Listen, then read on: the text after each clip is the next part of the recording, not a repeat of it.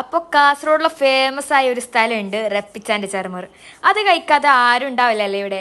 അപ്പോൾ ഞാനിങ്ങനെ ഇരിക്കുമ്പോൾ എനിക്ക് ആ ഒരു ടേസ്റ്റ് ഇങ്ങനെ കഴിക്കാനൊരാഗ്രഹം. അപ്പോൾ ഞാൻ പിന്നെ കരുതി വീട്ടിൽ തന്നെ ഉണ്ടാക്കാം, എന്തായാലും പോകാൻ പറ്റില്ല, അപ്പോൾ വീട്ടിൽ ഉണ്ടാക്കാമെന്ന്. അങ്ങനെ ആദ്യം തന്നെ ഞാൻ ഒരു പാത്രത്തിലേക്ക് കോക്കനട്ട് ഓയിലും പിന്നെ വിനാഗിരിയും കാശ്മീരി ചില്ലി പൗഡറും പെപ്പറും ഉപ്പൊക്കെ ഇട്ട് നല്ലതുപോലെ ഒന്ന് മിക്സ് ചെയ്തെടുക്കുന്നുണ്ട്. പിന്നെ അതിലേക്ക് ഇടുന്നത് ആദ്യം ഞാൻ ഇവിടെ കാണിച്ചിട്ടുള്ളത് ഉള്ളിയും തക്കാളിയും ഒന്ന് കട്ട് ചെയ്തെടുത്തതാണ്, അതും കൂടി ഇട്ട് കൊടുക്കുന്നുണ്ട്. ഇനി ഇത് നല്ലതുപോലെ ഒന്ന് മിക്സ് ചെയ്തതിന് ശേഷം അടുത്തതായി ഇടുന്നത് വേവിച്ചെടുത്ത 2 മുട്ടയാണ് കേട്ടോ. അതും നല്ലതുപോലെ ഒന്ന് പൊടിയാക്കി നല്ലതുപോലെ മിക്സ് ചെയ്തെടുക്കാം. ഇനി ഇതിലേക്ക് ഇടുന്നത് പൊരിയാണ്. ഞങ്ങൾ ഇവിടെ കാസർഗോഡ് പൊരി ഉല്ലേക്കി എന്നൊക്കെ പറയും, ഓരോരുത്തരും ഓരോരു പേരായിരിക്കും ഇതിന്. അപ്പോൾ അത് ഞങ്ങൾക്ക് ആവശ്യത്തിനിട്ട് നല്ലതുപോലെ ഒന്ന് മിക്സ് ചെയ്തെടുക്കുക. പിന്നെ ഞങ്ങൾക്ക് കുറച്ച് മുളക് പൊടിയൊക്കെ ഒന്ന് കുറഞ്ഞെന്ന് തോന്നിയാൽ ഇപ്പോൾ ഇട്ട് നല്ലതുപോലെ മിക്സ് ചെയ്യാവുന്നതാണ് കേട്ടോ.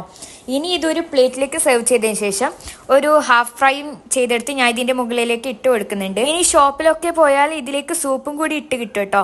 അത് വീട്ടിൽ തൽക്കാലം ഇല്ലാത്തത് കൊണ്ട് ഞാൻ ഇത് വെച്ച് അഡ്ജസ്റ്റ് ചെയ്യുന്നുണ്ട്.